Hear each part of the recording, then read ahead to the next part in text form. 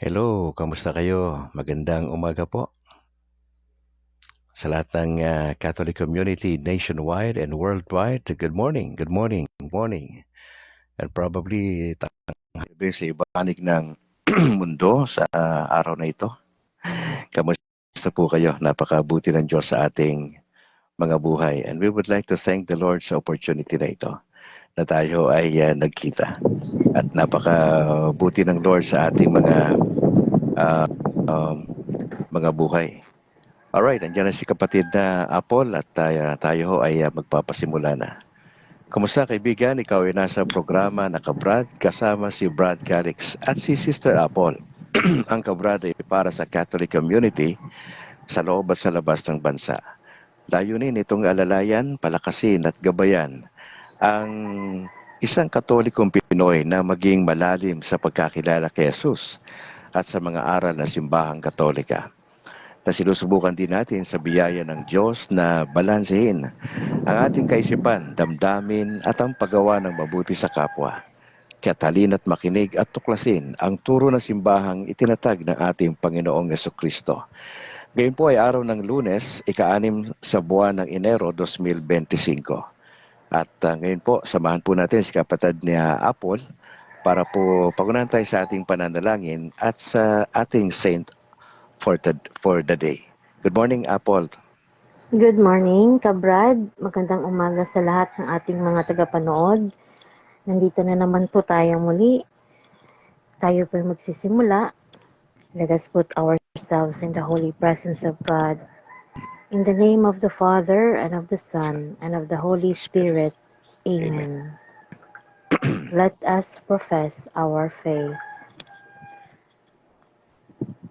I believe in one God, the Father Almighty, maker of heaven and earth, of all things visible and invisible. I believe in one Lord Jesus Christ, the only begotten Son of God, born of the Father before all ages, God from God, light from light, true God from true God, begotten, not made, consubstantial with the Father. Through him all things were made. For us men and for our salvation he came down from heaven, and by the Holy Spirit was incarnate of the Virgin Mary. And he became man. For our sake he was crucified under Pontius Pilate. He suffered death and was buried, and rose again on the third day in accordance with the Scriptures. He ascended into heaven, and is seated at the right hand of the Father. He will come again in glory to judge the living and the dead, and his kingdom will have no end.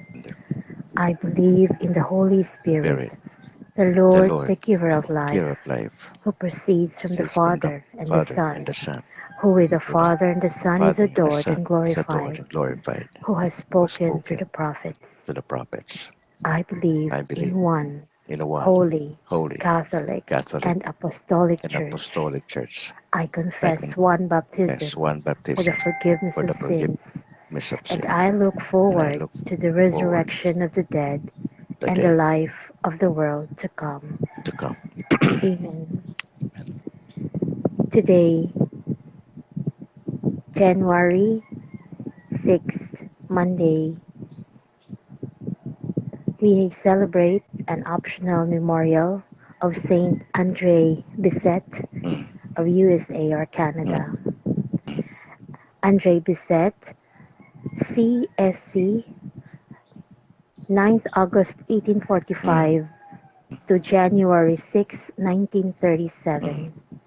Known simply as Brother Andre, was a lay brother of the Congregation of Holy Cross, credited with thousands of reported miraculous oil healings associated with his deep devotion to Saint Joseph.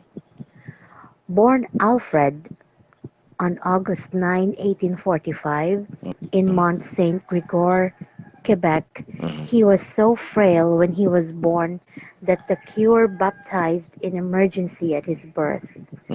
From a working class family, his mother, Clotilde Foisy Bessette, saw to the education of her children.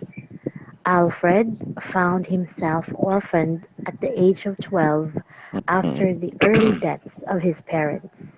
Mhm. His parish priest, noting his piety and devotion, presented him to the Congregation of Holy Cross, Mhm. writing a note to the superior. I am sending you a saint, initially rejected because of his frail health. Archbishop Ignace Bourget Mhm. of Montreal intervened on his behalf, and in 1872 Alfred was accepted Mhm. and entered the novitiate of the congregation, receiving this religious name of Brother Andre, by which he was known for the rest of his life.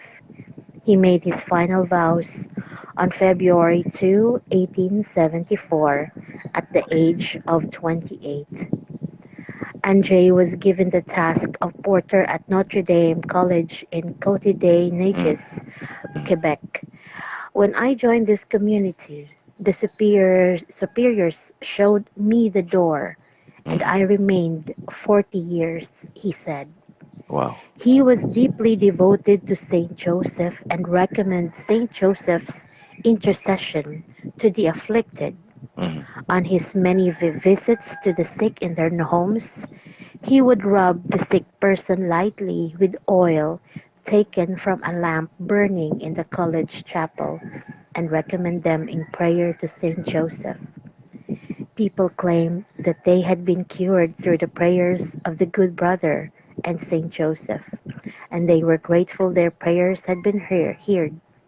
Mhm. Brother Andre steadfastly refused to take any credit for these cures Mhm. because he wanted Saint Joseph to be honored. Mhm. In 1904, Bisset began the campaign to erect a chapel to honor Saint Joseph. When an epidemic broke out at a nearby college, Mhm. Andre volunteered to nurse. Not one person died. Mhm. The trickle of sick people to his door became a flood. Mhm.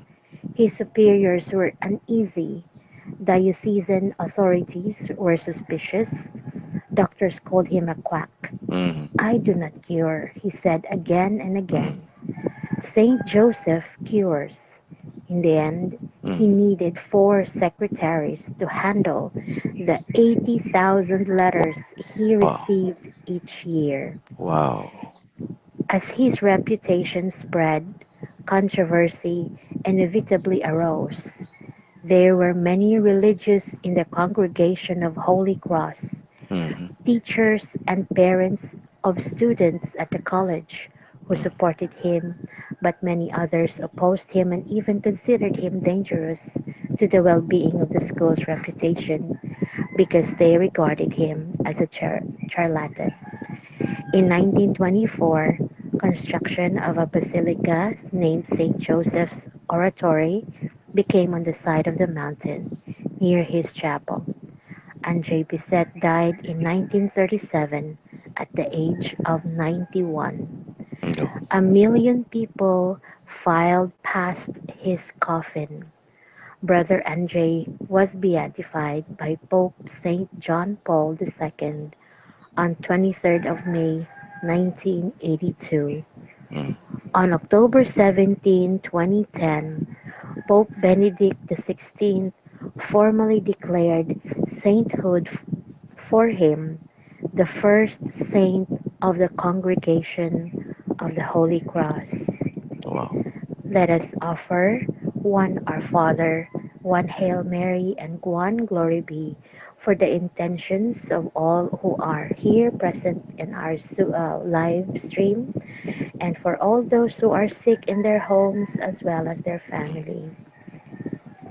Our Father, who art in Art in heaven, heaven, hallowed be thy hallowed be thy name. name. Thy kingdom Thy come, kingdom come, thy will be thy done will on be done earth on as it earth is in as it heaven. is in heaven. Give us this Give us day our this day daily bread, our daily and bread, forgive us and our forgive us trespasses, our trespass, yes, as we forgive as we those who forgive trespass those who against us. trespass against us. And lead us And lead not us into not into temptation, temptation, but but deliver deliver us from us evil. from evil. Amen. Amen. Hail Hail Mary, Mary, full of full of grace, grace, the Lord is the with Lord is thee. with thee. Blessed art Blessed thou God amongst women, amongst women. and blessed is the Blessed is the fruit fruit of thy of womb, thy womb, Jesus. Jesus. Holy Holy Mary, Mary, Mother of Mother God, of God, pray pray for for us us. sinners, now and at the hour At of our our part death. death. Amen. Amen. Glory Glory be be to the to the Father, Father, and to the to the Son, Son, and to and the to the Holy Holy Spirit, Spirit, as as it it was in the was in the beginning, beginning, is now, now, and ever shall ever shall be, be, world world without without end. end. Amen. Amen. Saint Joseph, Saint the Joseph, terror of the demons, tear of pray demons, for pray us. for us. Saint Andre Bessette, Andre Bisset, pray for pray us. for In us. the name of the Father, and of the Of Son, the Son, and of the the Holy Holy Spirit. Spirit. Amen. Amen. Good morning.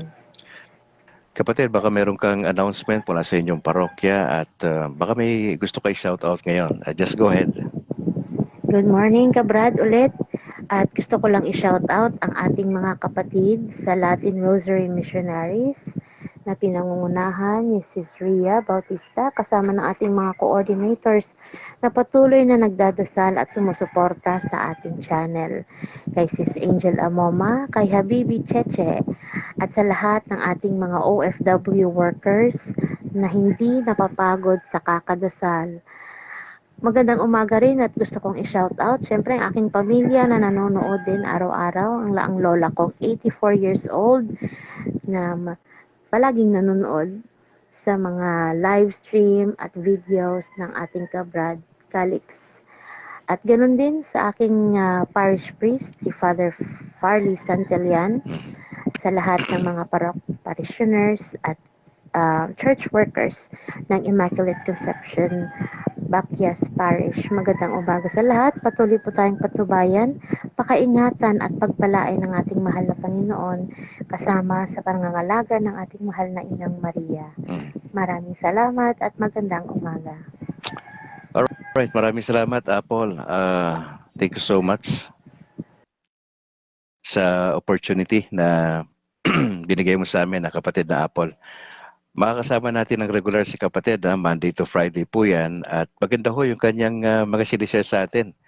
Yung Saint for today, opo, si Saint Andre Bisset. Ang ganda po. Alright, maraming salamat. Nandyan ho kayo. Gusto ko lang munang batiin yung mga nakasama natin today sa broadcast. Today is January 6. Si Bro Louie, magandang umaga. Salamat for joining kay Ronilo de Lima Kabungkag. Salamat po. Salamat sa pag-join sa Kabungkag family. Ganun din kay Edison de Mejillo, salamat po. Sa pag-join kay Elizabeth Bacnat, salamat. Kay Corazon Gagi, salamat. Kay kapatid Dayam T. Montejo. Nilo Bonita, salamat. Kay Bobby Taruk, kay Aika Ekat, at kay Bro Levi Posadas. Maraming salamat po sa pag-join sa ating broadcast. Alas 6:12 na, try natin si Bro Noe mamaya mga 6:30. Hopefully hindi niya makalimutan na. Napaka-abala ho talaga ni kapatid. Na-miss natin siya kahapon, yung supposedly sa umaga natin, dahil nawalan din ho pala ng ilaw doon sa kanyang lugar. So napakahirap. Nagkaroon din tayo ng ganyang sitwasyon kahapon. Babati ako ng konti, tapos dediretso na ako sa ating gospel for today para ma-accommodate natin si kapatid na Noe Dora, ang kauna-unahang pastor na naging Katoliko. 18 taon na ho siya ngayon na Katoliko. Raydan Garcia, magandang umaga bro. Praise God, a blessed Monday morning sa lahat, sabi niya. Gusto ko lang batiin yung aking mother, si Mama Elsie, dyan sa bahagi ng Kainta. Si Eloisa, si Fred Al, si Charo, si Nicole, si Jairus Matthew, si Buddy, si Bimbim, ang kanyang anak, at saka si Picoy. Si Rock, si Esme, ang kanilang mga anak, magandang umaga.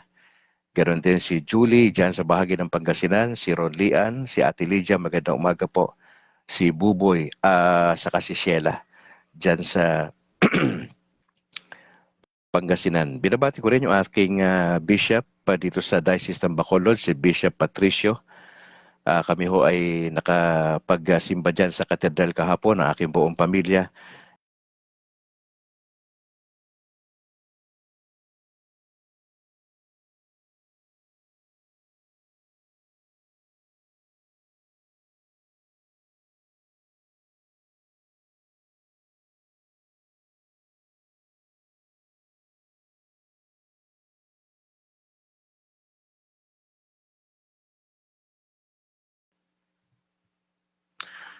Alright, siya po ay inabot namin na nag-share ng word kahapon sa homily. Salamat. Ganoon din kay Father Dominic Diramas.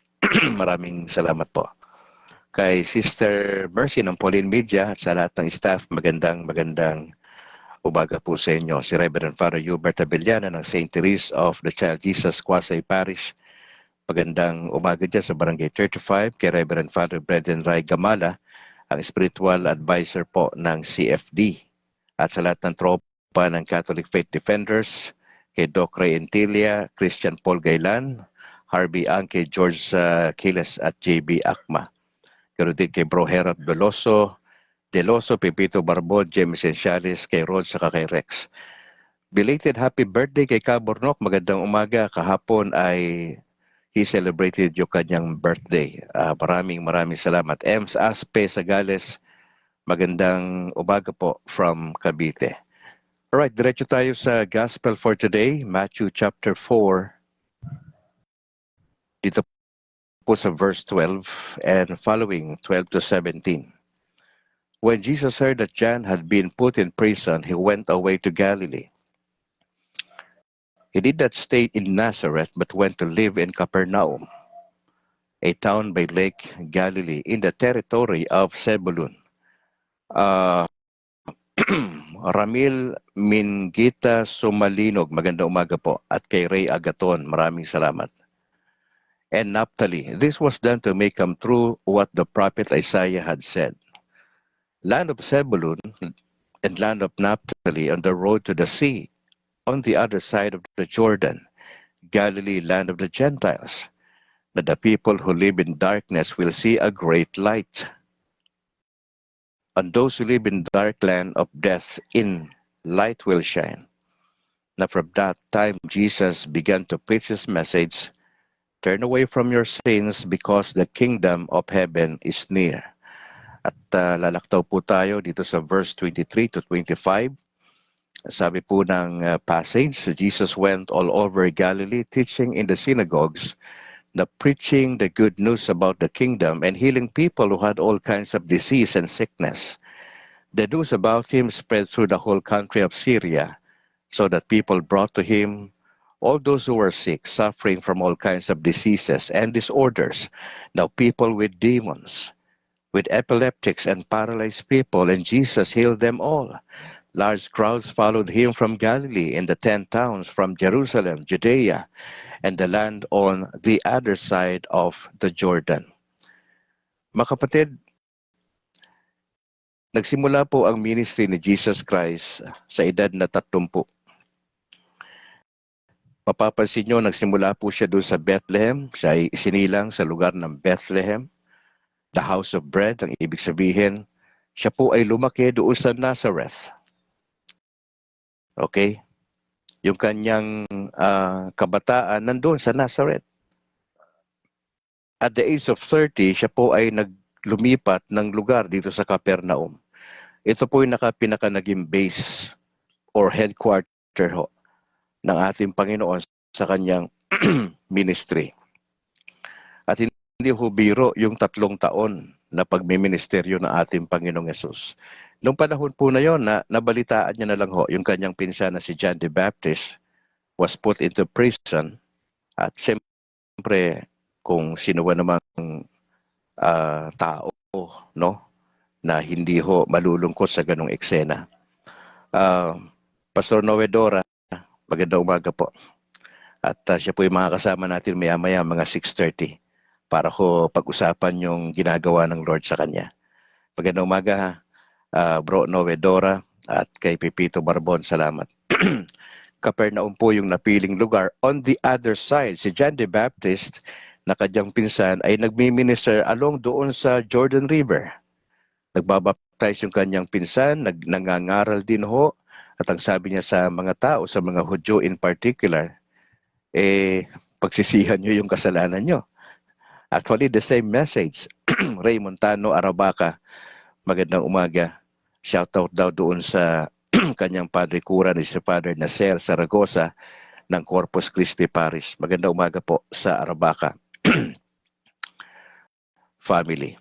So nakita natin dito mga kapatid, itong pagmiministeryo ng ating Panginoon ay inihula na po ito sa lumang tipan. Nagsabi doon ni Prophet Isaiah, in the land of Zebulun and land of Naphtali, on the road to the sea, on the other side of the Jordan. Halos magkabilang side lang, sa Jordan River na bahagi, nandun yung kanyang pinsan na si John the Baptist. On the other side, si Jesus naman ho, ang magmiministeryo po ron. The people who live in darkness. Dito ho, dinescribe ni Prophet Isaiah, doon mapupunta, doon magmiministeryo si Jesus. Yung mga tao pong nabubuhay sa kadiliman. At ang sabi rito at ang pangako rito ay they will see a great light. Kasi ang light ho natin ay si Jesus Christ. Siya po yung liwanag. Now on those who live in the dark land of death, the light will shine. Siyempre kung may darkness, merong death. Mga kapatid, ang taong wala sa Panginoon Diyos, wala sa tamang simbahang itinatag ng ating Panginoong Yesus ay nasa peligro ang kanilang kaluluwa later on. Now, verse 17, ang sabi dyan, from that time, Jesus began to preach His message. Mga kapatid, wala na dito sa eksena si John the Baptist, nakakulong na. Ito yung eksena. At ang sabi ng verse 17, from that time, Jesus began to preach His message. At days of 30, nagsimula ang ministeryo ng ating Panginoon. 3 taon lang siya nag-minister. At ang nagsilbing headquarters po ay ang Capernaum. At siya po yung nangaral. Iba po yung pangangaral sa pagtuturo. Ang pangangaral po ay nakatuon sa puso. Ang teaching po ay nakafocus sa ating brain, yung understanding. Pero sa preaching, you stir up the emotion. You stir up the core, yung pinakaloob. Gusto mo ng response ng tao. So nangaral ho ang ating Panginoon Diyos. Ano kanya mensahe? Turn away from your sins. Yung mensahe na ito dapat manatili sa atin sa Pilipinas. Rego Perocho, magandang umaga po. Gani Serrano, salamat for joining sa ating broadcast, saka kay Carlo Cortez. Etong turn away from your sins, dapat hindi ito mawala sa homily ng ating mga kaparian. Kasi hindi ho biro maging Katoliko eh. Sa totoo lang, ilang buwan pa lang ho akong Katoliko. October 26 ko ho, na ako po ay na-confirm dito po sa aming simbahan sa Sumag, San Juan Nepomuceno Parish Church. October 26, si Brad Calixto ay officially naging miyembro po ng simbahan po na yan. October 26 lang, last year lang, 2024. October, November, December, January. Iilang buwan pa lang ho tayo. At salamat sa Panginoon sapagkat binigyan tayo ng opportunity. Itong mensahe na ito, turn away from your sins. Hindi lang ito dapat huminto sa ating Panginoon sa matagal ng panahon. Yung pagtalikod sa kasalanan ay dapat maging bahagi ng Catholic community nationwide and worldwide. Sabi ng Lord, turn away from your sins because the kingdom of heaven is near. Ano po ba itong kingdom of heaven? Marami hong sinasabi ang mga Bible scholars patungkol dito sa definition ng kingdom of heaven. May nagsasabi ito yung rule ng Diyos sa buhay ng individual. Siyempre kung kingdom, may subjects po yan. kung may kingdom, may hari po. Mayroong pinaiiral na batas. As sino po yung nasasakupan nito? Tayo pong Catholic community. Ang king natin si Jesus. At sobra yung respect natin sa nanay ni Jesus na si Mama Mary, ang Blessed Virgin Mary. At itong mensahe na ito na turn away from your sins ay naniniwala ko dapat itong maging bahagi pa rin ng ating buhay pananampalataya.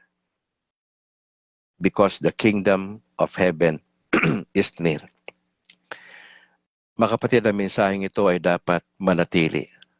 At ang sabi pa ho sa talatang 23, hindi lang po siya nangangaral, kundi bahagi ng ministeryo ng ating Panginoon sa talatang 23. Jesus went all over Galilee, teaching in the synagogues. John Paul Ruby, maganda umaga bro, salamat. Una nakita natin ang ministry ni Jesus, siya po'y nangangaral. ano po yung content ng kanyang preaching. Babaeng Katoliko, maraming salamat. Kay Merced Montebon, salamat for joining. Yung Kingdom of God. Bahagi ng mensahe ng Kingdom of God ay turning away from your sin. At dito kapatid, nagtuturo ang Panginoon. Saan po siya nagturo? Sinagoga. Ang lugar na sinagoga, dyan ho nagmi-meet ang mga seryosong Hudyo upang matuto ng aral. Now, sabi natin, magkaiba yung pangangaral kasi ang ini-stir up mo sa preaching ay yung emotion ng tao na magre-respond siya dun sa mensahe. Yung pagsunod, yung obedience. Dito sa teaching, ang binibigyang pansin ho dyan ay yung kaisipan. Binibigyan natin sila ng facts, ng information patungkol sa salita ng Diyos sa aral. Kaya itong preaching and teaching, dapat patuloy itong maging bahagi ng Catholic community. Sabi ni babaeng Katoliko, maayong aga Bro Al sa family and sa tanan nga taga-subaybay sa iyong programa. More blessings po sa inyo. Salamat babaeng Katoliko. Preaching the good news about the kingdom. Now, tatlo ho ito na halos magkakasabay na ginagawa ng Lord. Siya po'y nangangaral, nagtuturo doon sa sinagoga, at siya po'y nagpapagaling. At ang pinapagaling niya, hindi siya nagpapagaling ng isang particular na sakit. Ang sabi ng salita ng Lord, and healing people who had all kinds of disease and sicknesses. Lahat ho ng pwede mong isulat na karamdaman nung panahon na yon ay kayang pagalingin at pinapagaling ng Panginoon. So ano resulta nito? Siya po'y nangangaral, siya nagtuturo sa sinagoga, siya po nagpapagaling. Baga 3 in 1. 3 in 1. The news about him spread through the whole country of Syria, so that people brought to him all those who were sick, suffering from all kinds of diseases and disorders. Now people with demon. Kaya ho tayo yung mga pari natin, may mga exorcist. Hindi lahat ng pari ay part dyan sa ministeryo na sila ay exorcist din sa isang banda na nagpapalayas ng demonyo. But people with demons sa panahon ng Panginoon, may epileptics, may mga paralyzed, and Jesus healed them all. Question. Kung si Jesus nagpagaling sa kanyang panahon, it can be done ba sa panahon natin? Ang Diyos ba ay maaring magpagaling pa rin sa panahon natin? Ang sagot ko dyan, yes and no. Yes, kasi Diyos siya, powerful. Discretion niya ho yan eh. So, hindi ho ibig sabihin nagdasal tayo, matik na yon, nagagaling po tayo. Walang ganon. We're just pleading. At remember, doon tayo nagdadasal according to God's will. Hindi mo pwedeng pilipitin ang kamay ng Diyos dahil nagdasal ka, gumaling, tas yung credit sa'yo. Hindi ho. Ang paggaling natin ng credit sa Diyos. Siyempre sa tulong ng ating mga santo na nasa langit, nilalapitan natin sila, asking their help, na ipagdasal din po tayo. Opo. Napaka-importante itong maintindihan natin na ang ating Panginoon Diyos ay napaka-makapangyarihan. Jesus healed them all. Especially ito, yung may mga na sinasaniban ng evil spirit. Large crowds followed him from Galilee and the 10 towns, and from Jerusalem, Judea, and the other side of the Jordan. So anong gusto natin bigyang pansin mga kapatid? Junior Coronel, magandang umaga po. Mga kapatid, number 1, si Jesus. Mahalaga si Jesus sa buhay ng isang Katoliko. Huwag po kayo masyadong kampante kasi nabinyagan kayo, na-confirm kayo ng bishop, nagjo-join kayo sa ating Eucharist, kampante na kayo, hindi ho. Mga kapatid, yung ating kamag-anak, mahal sa buhay, na wala po sa simbahan ng Panginoong Jesucristo, nasa darkness ho sila. Abutin natin. Kung si Jesus yung light nung panahon na yun na siya'y nasa lupa, tayong Katoliko ang light sa panahon na ito. May trabaho po tayo. May obligasyon tayo na hindi lang ipagdasal yung ating mahal sa buhay, kundi puntahan, i-share yung gospel sa kanila. Nasa atin po yung tunay na ebanghelyo. Wala po sa protestante. Wala po sa mga evangelical. Nasa atin ang tunay na ebanghelyo. Anong ginagawa mo sa ebanghelyo na yan? Anong ginagawa mo sa aral ng simbahan? Nalaman mo lang ba yan? Nandito lang? Dapat bumaba po yan. Puntahan mo yung kamag-anak na wala pa sa Panginoon Diyos. Kwentuhan. At yung mga Katoliko na pumunta ron sa Protestante, ay encourage natin sila. Bumalik sila sa simbahan na itinatag ng ating Panginoon Diyos. Arturo Pagatpatan, magandang umaga po. Invite natin si Bro Noe, alas 6, ano na,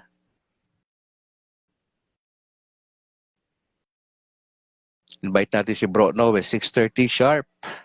Hanggang alas 7 po tayo, magkukwentuhan kami ni Bro Noe sa ginagawa ng Lord sa kanyang buhay at ministeryo. Pastor, yan. Ayan, nahuli na natin si si Pastor si Bro Noe Dora, nahuli na natin ngayon. Kahapon di natin nahuli.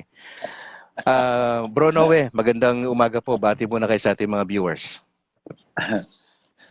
Sa ating mga viewers sa Kabrad, no? Brother Al, actually natuwa rin ako kasi it is part of learning, Pastor, no? Kasi actually sa akin simple lang, pero ngayon medyo I learn, no? With this broadcast, mga Kabrad, sa ating butihing kapatid, Brother Al, Pastor Al Calixtro nga gumawa sa live na ito para magbigay ng inspirasyon sa ating lahat, sa mga Katoliko at sa mga hindi Katoliko, no? At by the way, Pastor Al, naka-live rin ako sa kabila sa isa kong feeds. Okay. Maganda yan. Pastor, Bro Noe Dora, ito, maraming tanong yung tao eh. Ano bang meron sa tambalan na ito? Kasi Sabado tayo ha. Every Saturday, nag-decide lang ako na kasama kayo ngayon. Kasi nga, hindi tayo natuloy ng Sabado, hindi tayo natuloy ng Linggo. At I think I owe yung mga kabrad na sa ganitong tagpo. Bro, ano ang ine-expect ng tao sa tambalang Brad Calix at Noe Dora kaya? Ano kaya ang posibleng gawin ng Lord sa atin, sa ating tambalan once a week? Kasi ang gusto lang malaman sa mga kapatid yung mga dahilan, no? Bakit tayo nagiging Katoliko? Mga simple lang na bagay, no? Bakit tayo nagiging Katoliko? Kaya nga kahit na ako I was a pastor for 15 years. Okay. Ikaw naman Pastor Al, na you are a pastor for 37 years, no? Sa simbahang Katoliko, sa evangelical, sa Baptist. So that is great, no? Na how the Lord moved in your life, na little by little na you realize about the truth na ang Katolikong simbahan yun talagang pinaka mother church. That is the point. Sa akin Pastor, sa ating mga viewers sa Kabrad, ang punto diyan, unang kong realization, ang Katoliko talagang pinakauna. Okay. Yun ang reality. Hindi pa lang tayo papunta doon sa saan mabasa sa Biblia, anong bersikulo, pero the reality, ito ang pinakaunang simbahan. Sa mga simbahan pa lang na naitayo, Pastor, no, sa ating mga viewers, na naitayo sa mga Katoliko, this is actual evidence. No, yung mga pagtayo nila simbahan sa una, wala pa mga kabilya. No, yung paano nila tinatayo, yung mga mag-contribute sila ng mga itlog ng manok. Ilagay sa baldi, doon ilagay ang bato, unti nilang i-file ang bato, so wala pa mga halublap.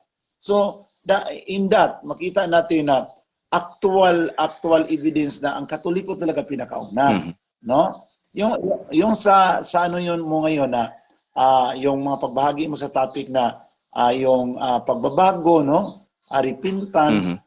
Yun ang pinaka-challenge natin sa simbahang Katoliko. Pero when it comes to the foundation of the Catholic Church, no? Ito rin talaga ang pinakauna. Wala pang kabilya, nandiyan na ang Katoliko.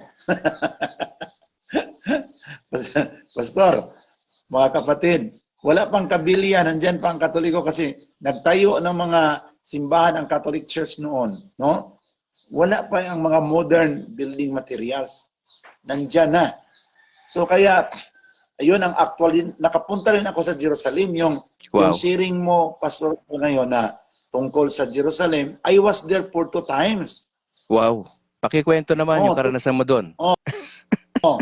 So I was there for 2 times in Jerusalem. Kaya doon ko siguro na Katoliko talaga kasi number 1. Doon sa Jerusalem, sa simbahan sa may libingan ni Jesus, tinatawag natin sepulchre, sa Nativity Pastoral, ay sa lahat ng mga simbahan, Church of All Nations, sa Gitsimani, sa Mount Tabor, sa Cana, sa Capernaum, lahat doon ng mga simbahan na nakatayo, walang renovation na mangyari kung walang approval sa Vatican, sa Santo Papa. Wow. So, maisip natin doon na Katoliko talaga ang simbahan. Bakit? Hindi ka makapag-renovate ng mga simbahan doon sa Holy Land kung walang approval Santo Papa. Okay. Eh di ngayon, kung ang denomination ninyo ang totoong simbahan na itinatag ni Kristo, di dapat kayo ang hingian ng approval, di ba?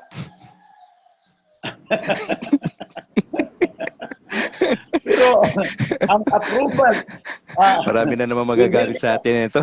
di ba? Natural, magagalit talaga sila. Okay. So, marami talaga magagalit, pero yun ang katotohanan na yung nagtanong-tanong ako doon, doon sa libingan, sa Church of the Sepulchre, there is a chair there, no? There is a chair that only the Pope can sit down. Only the Pope can sit, no? Walang ibang makaupo doon, maliban sa Santo Papa. Okay. Di ba? So, diyan natin maisip na the Catholic Church is really the mother church, the church of the ancient times. Bakit? Wow. Kahit nasa libingan, sa sepulchre, mayroong upuan doon na reserved for the Pope. Wow. Kaya, hindi ako takot dito mamatay sa Katolikong simbahan, Pastor Al. Wow. To die in the Catholic Church is my dream. Kasi, millions ang mga namatay sa simbahang Katoliko. Makita natin doon, during the time sa occupation ng Ottoman Empire sa Jerusalem, iba't ibang gobyerno ang nag-occupy. Ang mga Katoliko, hindi rin nila iniwanan ang libingan sa Panginoon. Hindi nila iniwanan ang Church of Nativity. Ang lahat ng mga historical churches, hindi nila iniwanan. Handa silang magpakamatay para lang doon sila, hindi nila iwanan ang mga simbahan na nagpapatunay na ang simbahang Katoliko ay talagang the church of the ancient times, the church of the apostolic times. Kaya nga doon ako umiting, Pastor Al, na magiging 100% ang aking conviction, ang Katolikong simbahan, ang totoong simbahan. I have still respect sa mga pastor. Pastor, kasi kahit dito sa Cagayan, member ako sa Pastor Association. Kahapon may gadiring kami sa mga pastor. Doon ako. Nag-share ako ng snack. We eat the snack. We smile together. No talking about the doctrine. But I have a conviction. The Catholic Church is the church of the ancient times. Pero hindi ito hadlang na buksan ang pintuan na makipagkaibigan sa mga iba't ibang pastor. Paano natin sila masabihan sa ating nalalaman kung tayo ay lalayo sa kanila? Correct. May mga pastor sabi na, alam mo Brother Noe, alam mo pastor, maraming mga pastor nagkomentaryo laban sa iyo na bakit daw nandiyan ka sa Katoliko, ganon. Sige lang, natural yun na magtanong silang ganon na bakit na nandito pa rin ako sa mga association of pastors. Okay lang, walang problema yun sa akin, it's normal. Bakit nandiyan siya sa Katolikong pastor siya? Normal yun. Natural. Tama ba ang kanilang tanong? Ang sagot, tama. Bakit nandiyan siya sa Katoliko? Pastor siya. Di ba?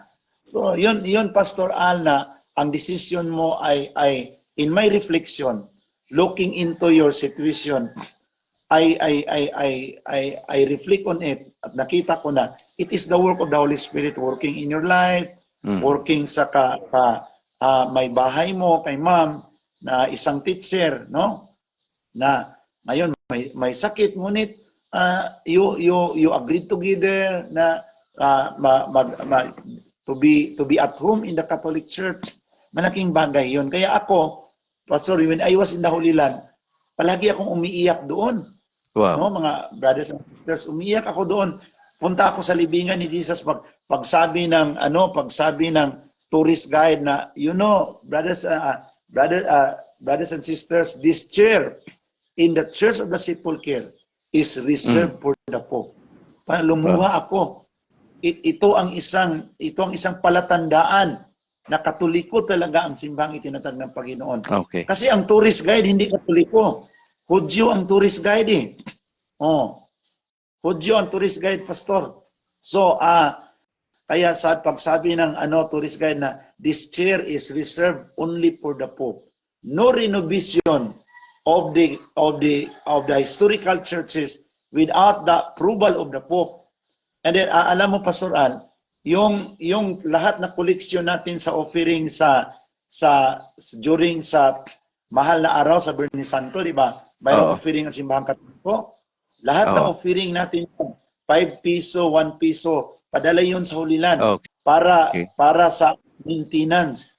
Maintenance sa mga historical churches sa Holy Land. Di ba makita natin na tayo pala ang nagtiyaga, nag-contribute sa mga para ma-maintain ang kagandahan sa mga churches sa Holy Land? Sila. Sabi nila sila ang totoo. May naiambag ba sila kahit piso? Yun lang. Kaya dapat sabi ko sa aking kausap kagabi na with all honesty lang, huwag natin sabihin na si Kristo ang nagtatag sa simbahan namin. Alam mo na ang pastor mo ang nagtatag, ang nag-fill up sa application form na magtatag ka ng relihiyon mo. Ngayon sabihan mo na si Kristo ang nagtatag, kasinungalingan yan.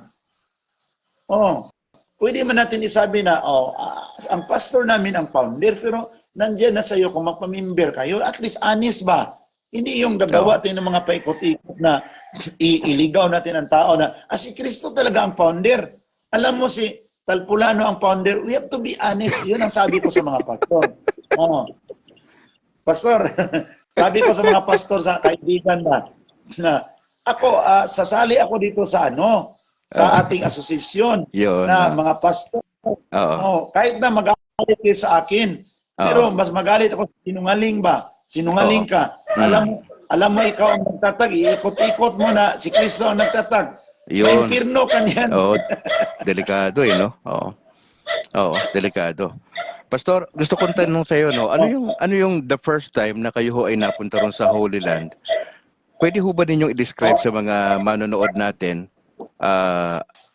Okay.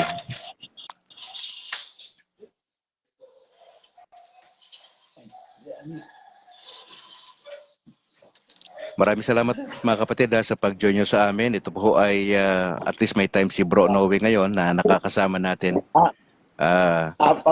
Bro, ano ang andyan?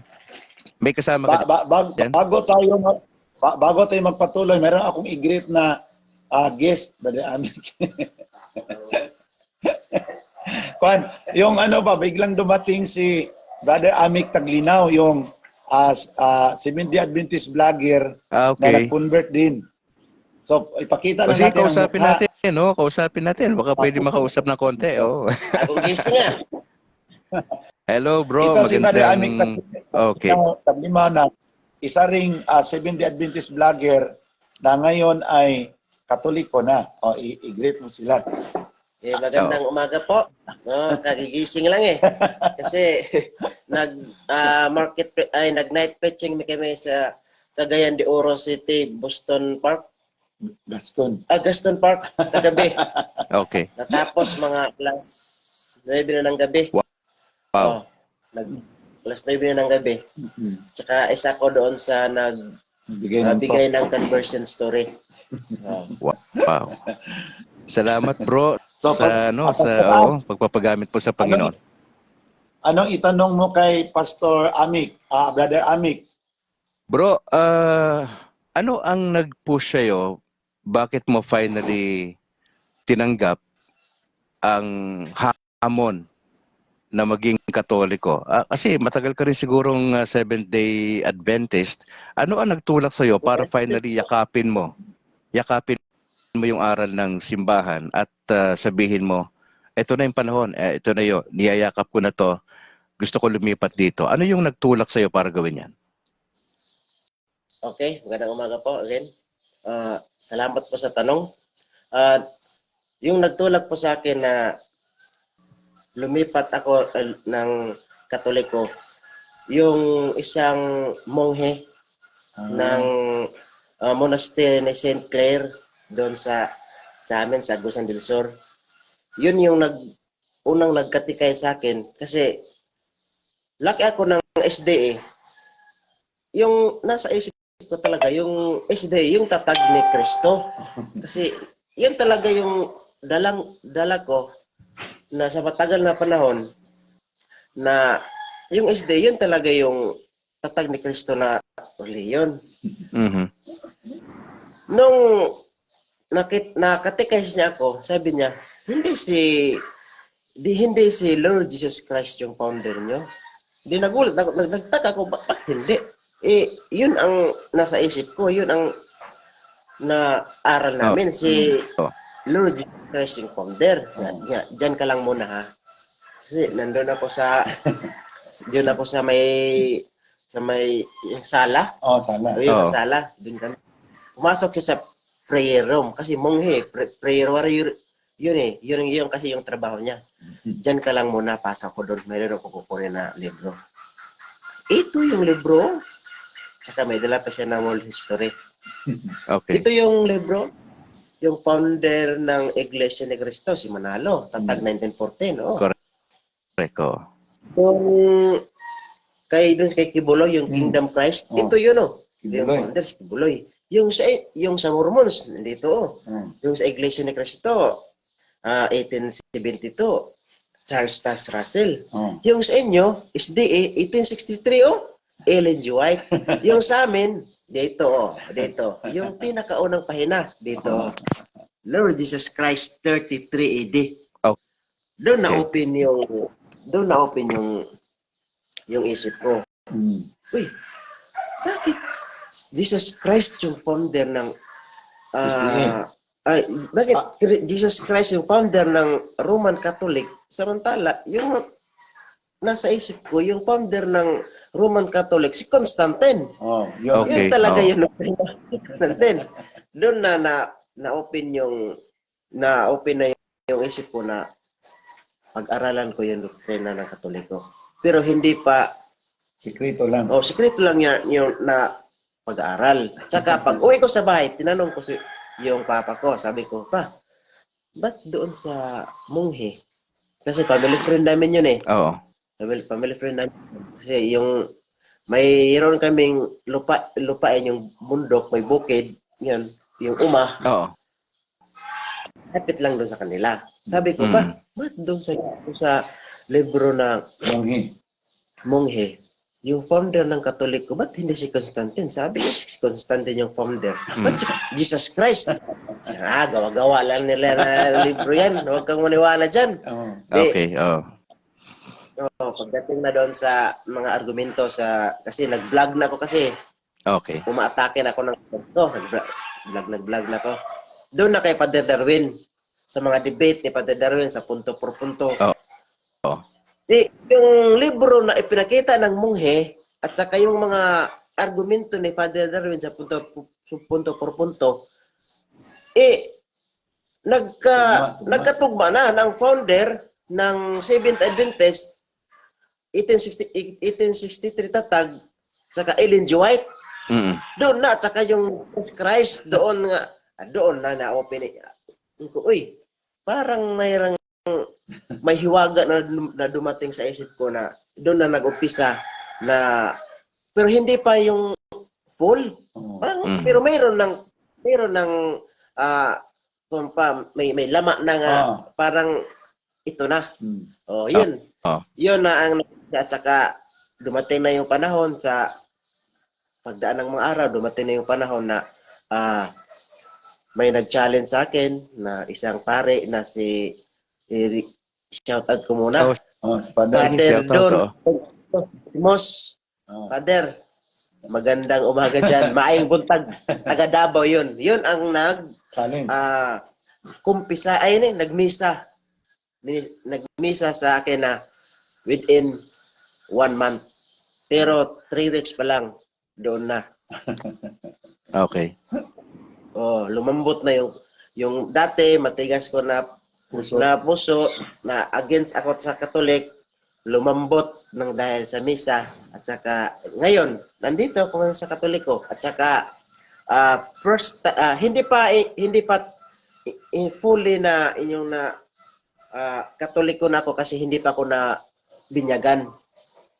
Ngayong February 8, binyagan ako at saka makaka-witness kasi pupunta doon sa amin si Father Darwin Gitgano.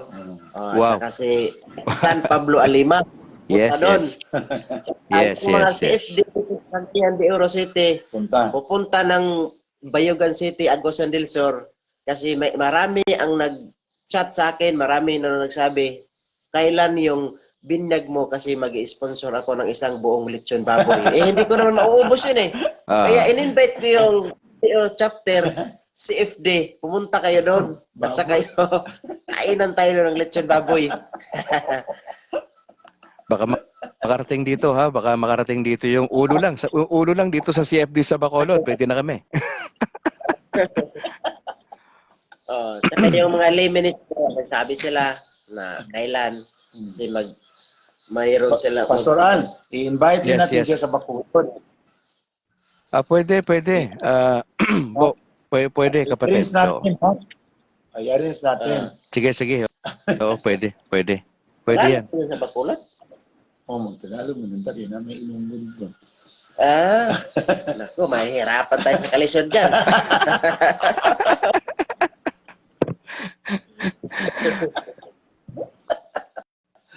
Yung sabi nga ng mama ko, sabi niya, huwag ka nang magtagalog kasi magbisaya ka na kasi yung Tagalog mo parang bayabas na hilaw. Matigas.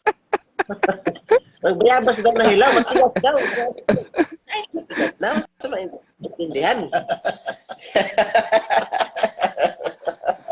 Bro, looking forward kami bro na makasama ka namin dito sa sa Bacolod, Lord willing, na masama ka ni Bro Noe. Bro Noe, gusto ko lang ikat muna saglit si Bro Amic. Meron pa naman tayong Sabado. Medyo mahaba-haba pa itong kwentuhan natin, pero dahil medyo mawawala na tayo ng oras, gusto ko sa iyong ibigay yung pinaka-last na gusto mong encouragement sa mga kapatiran natin. Go ahead, Pastor Noe. Nandito si Brother Amic, yung sinabi ko kanina nga, when I was in the sepulcher sa lubnganan ni Kristo sa Jerusalem, when the Jewish tourist guide, pag sabi ng tourist guide na, this chair is only reserved for the Pope. Doon na open aking heart ba na Katoliko talaga. Imagine ka, mayroong upuan doon sa libingan ni Kristo na reserved for the Pope of the Catholic Church. Yes. And then pangalawa, in-explain niya na during the Holy Week sa Good Friday, sa mahal nga adlaw, ang tanang koleksyon Katoliko sa tibuok kalibutan, forward na to Jerusalem for the maintenance of the churches. So doon ko nakita na the Catholic Church is the custodian of the historical churches.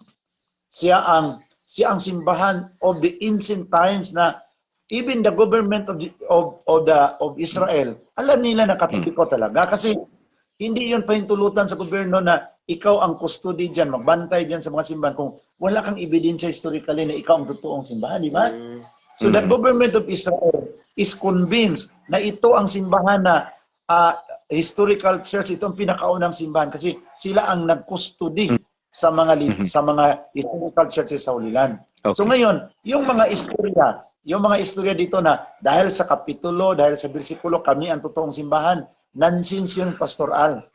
No? Tinatawag yun sa mga Bisaya, Brother Amic, na gikuan lang ta, giliko-liko lang ta sa kapitulo laway, bersikulo ba? Kapitulo laway, bersikulo ba. Okay. Pero pag adto nimo sa sa very site sa Jerusalem, Katoliko. Unya karon ikot-ikot lang ta sa kapitulo laway bersikulo baba, isalin-salin ka saan ang verse. Hindi yon pwede. Kasi when we go to the actual location, Katoliko rin, pastor. Yes, yes. Oh. So, mana biblical evidence. Mayroon tinatawag biblical evidence. Mayroon din tinatawag actual evidence. Okay. So, kung ngayon, sa biblical evidence, hindi klaro, punta tayo sa actual evidence. No? Punta tayo sa... Kuya, may problema? Sige, So, timplahe lang mi. So, punta tayo sa actual evidence. So, kung dunay gitawag na biblical evidence, debatable ang biblical evidence. Pero sa actual evidence, Katoliko gyud ang tinuod. Tama.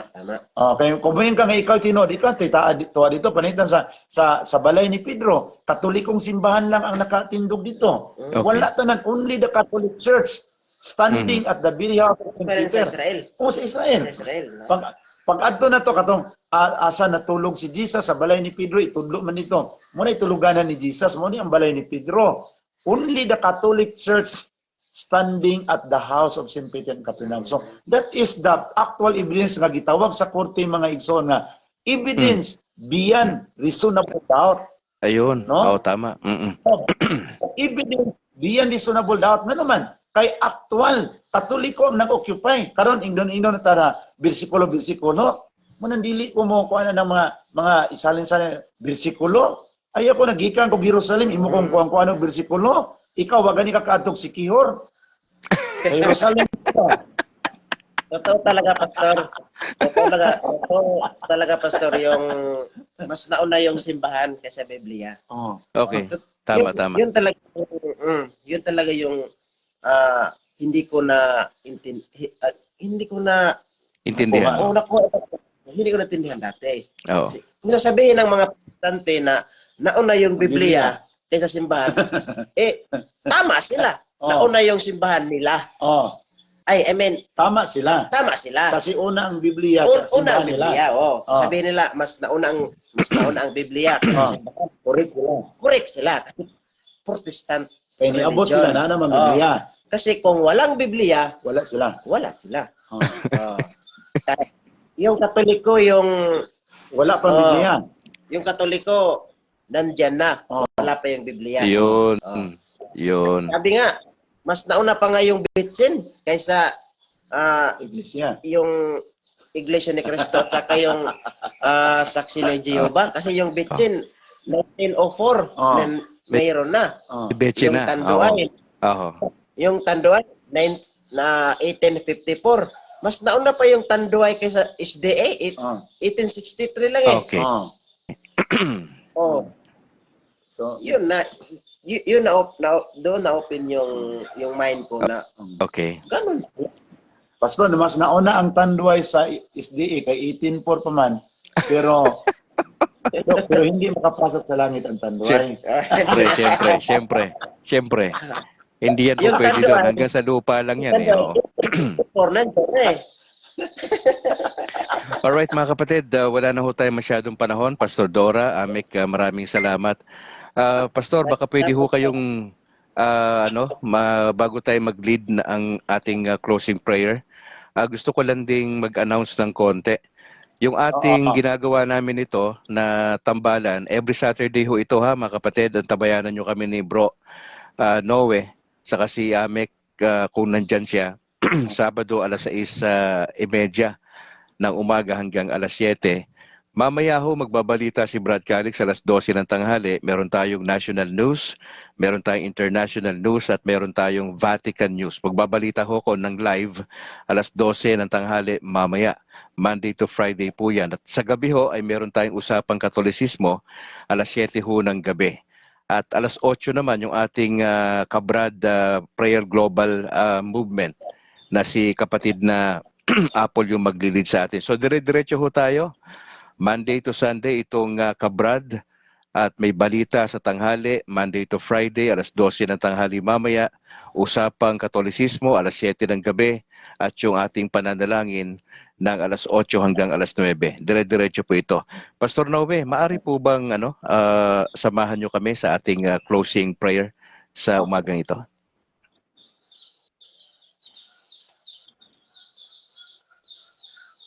Ako ang mag-lead, Pastor.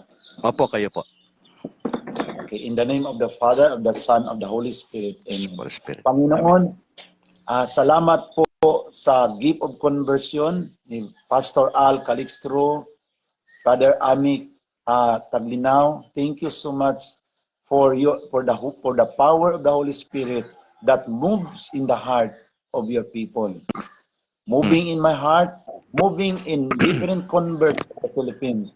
We pray, loving Father, that this movement of the Holy Spirit will continue to saturate all the islands of the Philippines. The thousands of separated brethren will seek the full communion to the Mother Church. Yes, yes. We cannot do it by our own power and expertise, loving Father, but by your Holy Spirit will penetrate the heart of every individual and makes this your desire to be realized as you pray, as you see in John chapter 10 verse 16. I have other sheep that are not in this fold. I must lead them also, and they will hear my voice, and there will be one flock and one shepherd. Amen. Ikaw mismo, Panginoon, ang tatawag sa kanila, at sila ay makikinig sa inyo, kasi sila ay naniwala sa inyo kung kayo mismo ang tatawag at marinig ang iyong tinig. These separated brethren will begin to move and seek communion to the Mother Church. So this morning, Father, we give you back all the glory and honor, and we pray for Brother Pastor Al Calixtro that you will bless his family, bless his ministry, and that by his program, many others will return to the fold by the power of the Holy Spirit. Also the ministry of Brother Amik, we pray, loving Father, to bless Brother Amik and his wife, that everywhere he visited, you will accompany him and clothe him with your triple anointing, so that every word that will come out from the mouth of Brother Amik will touch the heart of those who listen and will begin to seek the full communion of the Mother Church. Morning, we thank you so much, loving Father, for all the blessings that you showered to us. Open the windows of heaven and let your blessings overflow to the ministry so that we can move everywhere. You equip us with your power and wisdom. Equip us with your finances, loving Father. Open windows of heaven and let your blessings overflow so that we can move as I move next day to Pangasinan, to Tarlac and Pampanga.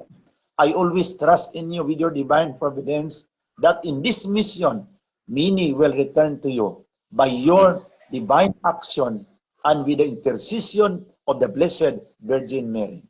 With all the saints, Pedro Calungsod, and Santo Rinso Ruiz, Santa Posina of Kowalska, and all the saints that are now praying for you in every minute of our lives. We ask this through Christ our Lord. Amen. In the name of the Father, Son, the Holy Spirit. Amen. Pastor Noe, baka may announcement ka bago tayo tuluyang magwakas dito sa ating broadcast. May gusto ka i-announce sa mga kasama natin? I-pray lang, please continue to pray for the successful anniversary, 11th anniversary sa mga converted sa March 4, no? March 4, malayo pa, pero i-pray natin na wala, maganda ang panahon kasi dito, Brother Al, kung uulan dito, parang ang mga tao hindi naaakyat dito eh. Pero kung walang ulan, napakaganda ang area natin. Pero dalating ang panahon na makomplito itong concreting, hindi na tayo maproblema. So ngayon, putik na yung dami. Mayroon kaming pinopropose na talk ni Brother Amik, hindi na kasi every night uulan siya. Kaya good weather and the divine provision na makapagbigay tayo ng mga konting assistance sa mga kulang-kulang ang pamasahe sa March 4 na makapunta sa ating dito. So, Brother Amik, salamat po sa lahat ng mga viewers. Salamat sa inyong support, no? Kay Pastor Al. Thank you. Thank you. Bye-bye. Mga kapatid, nakasama natin si Bro Noe saka si Bro Amek mula rito sa Negros Occidental. Ako naman si Brad Calix. See you mamayang alas 12 sa ating Brad Balita. To God be the glory. Ingat po kayo and bye for now.